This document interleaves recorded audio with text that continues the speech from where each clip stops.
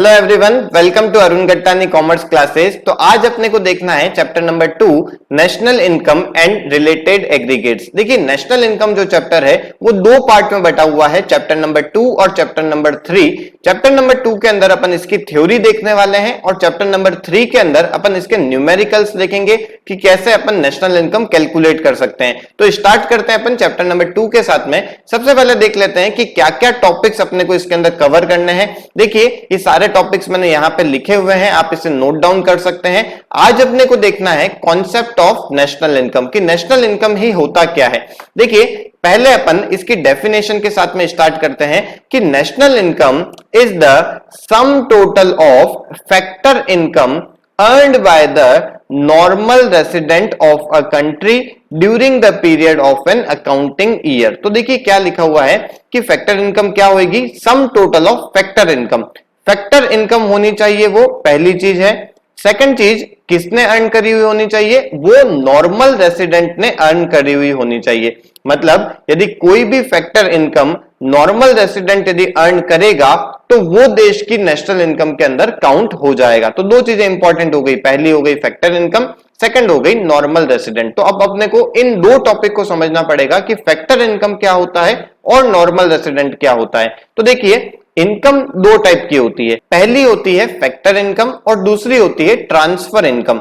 देखिए समझते हैं अपन, फैक्टर इनकम का मतलब है ऐसी इनकम जो बायलैटरल ट्रांजैक्शन के थ्रू हुई है। अब बायलैटरल ट्रांजैक्शन का मतलब क्या है कि मैंने कुछ काम किया तो बदले में मुझे कुछ रिटर्न में कुछ पैसा मिला, तो उसको अपन बोलेंगे बायलैटरल ट्रांजैक्शन के थ्रू कुछ मैंने काम किया तो बदले में मुझे कुछ रुपए मिले, तो इसको अपन फैक्टर इनकम बोलेंगे। अच्छा, इसके अलावा जो ट्रांसफर इनकम है उसका क्या मतलब होएगा, उसका मतलब यह है कि ऐसी इनकम जो यूनिलैटरल ट्रांजैक्शन के थ्रू हुई है, मतलब मैंने कुछ भी नहीं किया बट बदले में मुझे कुछ डोनेशन मिल रहा है, मुझे कुछ टाइप की चैरिटी मिल रही है, तो वो मेरी एक इनकम तो हो रही है बट वो मैंने बिना कुछ काम करे मुझे वो इनकम जनरेट हो रही है, तो उसको अपन बोलते हैं ट्रांसफर इनकम। अब अपने को एक चीज समझनी है कि फैक्टर इनकम जो होती है वो क्या होएगी, वो देश की नेशनल इनकम के अंदर काउंट होएगी, बट ट्रांसफर इनकम जो होएगी वो देश की नेशनल इनकम में काउंट नहीं होएगी। जैसे कि कोई बैगर है, वो बैगर क्या करता है, पूरे दिन के अंदर भीख मांग के 500 रुपए जनरेट करता है, तो वो जो 500 रुपए उसको मिले हैं वो एक टाइप की ट्रांसफर इनकम हुई है। वो उसने कुछ काम नहीं किया है, उसको फ्री में कुछ इनकम मिल रही है, इसलिए वो क्या होगी, एक टाइप की ट्रांसफर इनकम, जिसे अपन देश की नेशनल इनकम में काउंट नहीं करेंगे। अब देखिए फैक्टर इनकम बेसिकली चार टाइप की हो जाती है। देखिए आपने लास्ट लेक्चर के अंदर फैक्टर सर्विसेज के बारे में पढ़ा था कि फैक्टर सर्विसेज क्या होती है, जैसे कि land, labour, capital and entrepreneurship. ये सर्विसेज कौन किसको देता है, हाउस होल्ड देता है प्रोड्यूसर सेक्टर को, और प्रोड्यूसर उसके बदले में क्या देता है, प्रोड्यूसर उसके बदले में फैक्टर इनकम देता है। देखिए लैंड के बदले में अपने को रेंट मिल रहा है। अब यहां पे देखिए ये एक टाइप का बायलैटरल ट्रांजैक्शन है, मैंने मेरी तरफ से जमीन दी तो उसने बदले में मुझे क्या दिया, रेंट दिया, तो ये क्या हुआ, एक टाइप का बायलैटरल ट्रांजैक्शन है। तो ऐसा जो भी इनकम जो अर्न करी हुई इनकम होएगी वो क्या होएगी, हमेशा देश की नेशनल इनकम में काउंट होती है, उसे अपन फैक्टर इनकम बोलते हैं। ओके, सिंपल से बात है, जो भी पैसा अर्न करा हुआ पैसा होएगा उसे अपन क्या बोलेंगे, फैक्टर इनकम बोलेंगे। अपन और एग्जांपल देख लेते हैं, जैसे कि लैंड के बदले में रेंट मिला, लेबर के बदले में अपने को क्या मिलता है, वेजेस मिलता है, कैपिटल के बदले में इंटरेस्ट मिलता है, और एंटरप्रेन्योरशिप की जगह अपने को प्रॉफिट मिलता है। तो इस सभी के अंदर क्या हो रहा है, मैंने कुछ काम किया है तो बदले में मुझे कुछ इनकम मिली है, तो ऐसी इनकम को अपन देश की नेशनल इनकम में काउंट करते हैं, उसे अपन फैक्टर इनकम बोलते हैं। देखिए यहां पे क्या लिखा हुआ है, factor income are related to factor services और factor of production. Factor of production के बदले में जो भी आपको इनकम मिल रही है उसे अपन फैक्टर इनकम बोलेंगे।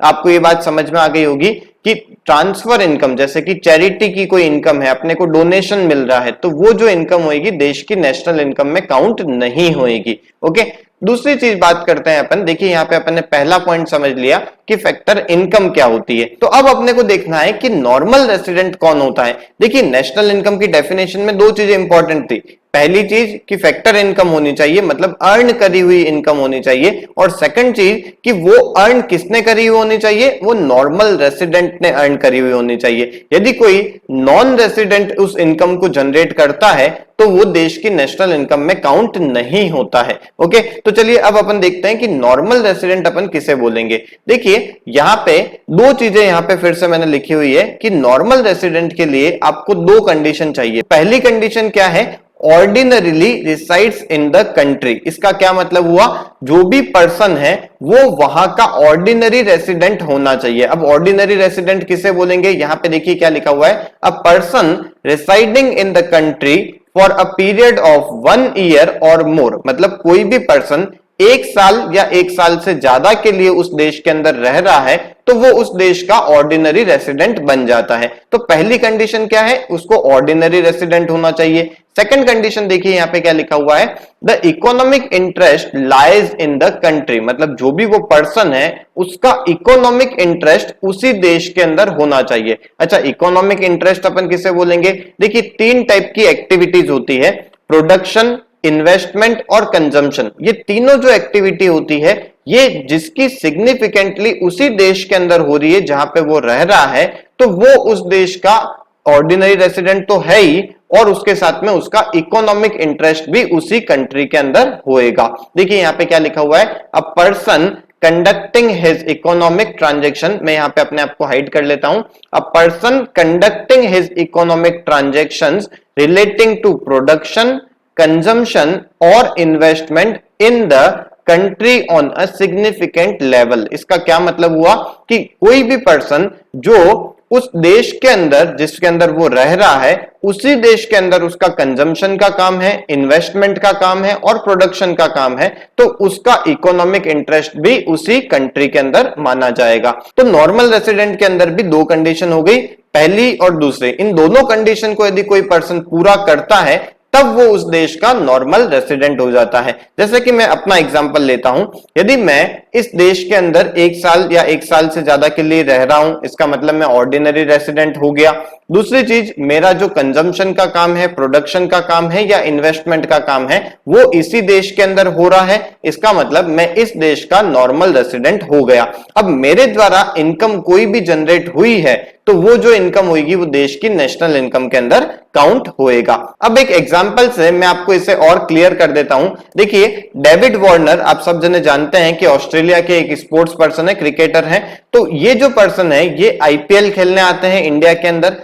इस टाइम पे ये 2 महीने के लिए इंडिया के अंदर रहते हैं और उस टाइम पे उनको 5 करोड़ रुपीस की इनकम होती है। मतलब इनको 5 करोड़ रुपए मिलते हैं, 2 महीने यहां पे रहते हैं और आईपीएल खेलने के इनको 5 करोड़ रुपीस मिलते हैं। अब अपना क्वेश्चन क्या आता है, whether this income should be counted as national income और नॉट। अब अपने पास में दो चीजें हैं, नेशनल इनकम में ये काउंट होएगा या नहीं होएगा ये अपने को पता लगाना है। पहली कंडीशन क्या थी कि क्या ये अपनी फैक्टर इनकम है या नहीं है। अब देखिए फैक्टर इनकम होने के लिए मैंने आपको क्या बताया था कि अर्न करी हुई इनकम होनी चाहिए। देखिए डेविड वार्नर को फ्री के तो पैसे यहां पे कोई दे नहीं रहा है, वो जब क्रिकेट खेलते हैं, बैटिंग कर रहे हैं तब उनको उसके पैसे मिलते हैं। इसका मतलब ये अर्न करी हुई इनकम है, फैक्टर इनकम तो ये है, तो मैं यहां पे लिख देता हूं यस। ओके, तो फैक्टर इनकम तो हो गई। दूसरी कंडीशन क्या थी, क्या ये इस देश के नॉर्मल रेसिडेंट है या नहीं है। नॉर्मल रेसिडेंट के लिए आपको फिर से दो कंडीशन को चेक करना पड़ेगा। पहली कंडीशन, क्या ये देश के ऑर्डिनरी रेसिडेंट हैं। दूसरी कंडीशन, इनका इकोनॉमिक इंटरेस्ट कहां पे है। तो देखिए ऑर्डिनरी रेसिडेंट होने के लिए क्या होना चाहिए था, 1 साल या 1 साल से ज्यादा के लिए वो अपने देश के अंदर रहने चाहिए थे। तो ये तो वो नहीं रह रहे हैं क्योंकि ये तो सिर्फ 2 महीने के लिए इंडिया में खेलने के लिए आए हैं, तो ऑर्डिनरी रेसिडेंट नहीं है। इकोनॉमिक इंटरेस्ट भी इनका रेगुलरली यहाँ पे तो रहते नहीं है, तो इनका इकोनॉमिक इंटरेस्ट भी ऑस्ट्रेलिया के अंदर है, तो ये दोनों ही नहीं हो रहा है। अच्छा, दोनों में से एक भी कंडीशन पूरी नहीं होती है तो ये नॉर्मल रेसिडेंट नहीं होएगा। तो नॉर्मल रेसिडेंट ये नहीं है, तो नॉर्मल रेसिडेंट नहीं है, फैक्टर इनकम है, बट अपने को क्या चाहिए, अपने को दोनों ही कंडीशन पूरी होनी चाहिए थी, फैक्टर इनकम भी होनी चाहिए थी और नॉर्मल रेसिडेंट भी होना चाहिए था। तो इसका मतलब ये दोनों कंडीशन पूरी नहीं हो रही है, इसका मतलब ये देश की नेशनल इनकम में काउंट नहीं होएगा। ओके, तो आपको ये चीज का ध्यान रखना है कि फैक्टर इनकम होनी चाहिए प्लस नॉर्मल रेसिडेंट उसे अर्न करना चाहिए। चलिए अब अपन कुछ इंपॉर्टेंट पॉइंट्स देख लेते हैं नॉर्मल रेसिडेंट के बारे में। देखिए यहाँ पे फर्स्ट पॉइंट पे क्या लिखा हुआ है, it is not necessary that normal resident of a country is also a citizen of that country। देखिए किसी भी पर्सन को नॉर्मल रेसिडेंट होने के लिए उस कंट्री का सिटीजन होना जरूरी नहीं है। एक एग्जांपल लेता हूं, मैं क्या करता हूं, मैं यूएसए जाता हूं और यूएसए के अंदर मैं 3 सालों से रह रहा हूं और इन 3 सालों के अंदर मैंने पूरा जो मेरा बिजनेस है, पूरा जो मेरा कामकाज है, वो सारा यूएसए के अंदर ही सेटअप कर लिया है। अब देखिए मैं वहां का सिटीजन तो अभी भी नहीं हूं, बट मेरा जो इकोनॉमिक इंटरेस्ट है या फिर मेरा जो ऑर्डिनरी रेसिडेंट का जो स्टेटस है वो कहां का हो गया है, वो यूएसए का हो गया, क्योंकि मैं 1 साल से ज्यादा के लिए यूएसए में हूं, मेरा इकोनॉमिक इंटरेस्ट भी वहां का है, तो मैं नॉर्मल रेसिडेंट तो यूएसए का माना जाऊंगा, बट मैं अभी भी सिटीजन इंडिया का हूंगा, क्योंकि मेरे को अभी भी वहां की सिटीजनशिप नहीं मिली है। तो जो भी इनकम मैं जनरेट करूंगा वो यूएसए की नेशनल इनकम के अंदर काउंट हो जाएगा। ओके, नेक्स्ट पॉइंट आता है, the following person are not treated as normal resident of the country. देखिए ये जो मैंने सारे जने यहाँ पे लिखे हैं ये देश के नॉर्मल रेसिडेंट में काउंट नहीं होंगे। एक बार रीड कर लेते हैं, यहाँ पे क्या लिखा है, foreign visitors in the country for the purpose of recreation, holiday, medical treatment, studies, कोई जना पढ़ने के लिए इंडिया के अंदर आता है या फिर कोई मेडिकल ट्रीटमेंट करने के लिए इंडिया में आता है या फिर वो हॉलीडेज स्पेंड करने के लिए इंडिया में आ रहा है, तो उन पर्सन को अपन देश का नॉर्मल रेसिडेंट नहीं मानेंगे। नेक्स्ट आता है crew members of foreign vessel, जो क्रू मेंबर होंगे उनको भी अपन नॉर्मल रेसिडेंट में काउंट नहीं करेंगे। और नेक्स्ट आता है foreigners came for installing machine, कोई पर्सन है जो मशीन को इंस्टॉल करने के लिए इंडिया के अंदर आ रहा है, तो उन पर्सन को भी अपन देश का नॉर्मल रेसिडेंट नहीं मानेंगे। नेक्स्ट आता है border workers are the resident of the country in which they live, not of the country in which they are working. देखिए बॉर्डर के जो पर्सन होते हैं उनको बार बार कभी इस कंट्री के अंदर कभी दूसरे कंट्री के अंदर जाना पड़ता है, तो उस केस के अंदर उनको अपन कहां का नॉर्मल रेसिडेंट मानेंगे, जहां पे वो रहते हैं वहां का अपन उनको नॉर्मल रेसिडेंट मानेंगे, ना कि जहां पे वो काम करते हैं। तो ओके, तो ये कुछ पॉइंट्स थे जो अपने को ध्यान में रखने हैं। नेक्स्ट क्लास के अंदर अपन देखेंगे डोमेस्टिक इनकम क्या होता है, उसके बाद में डोमेस्टिक इनकम और डोमेस्टिक प्रोडक्ट कैसे इक्वल होते हैं, ये सारी चीजें अपन नेक्स्ट की क्लासों में देखेंगे। तो आज की वीडियो आपको अच्छी लगी हो, आपको ये क्लास समझ में आई हो, तो प्लीज इसे लाइक कर दीजिए, अपने फ्रेंड्स को भी इन वीडियोस के बारे में बताइए। Okay, thank you.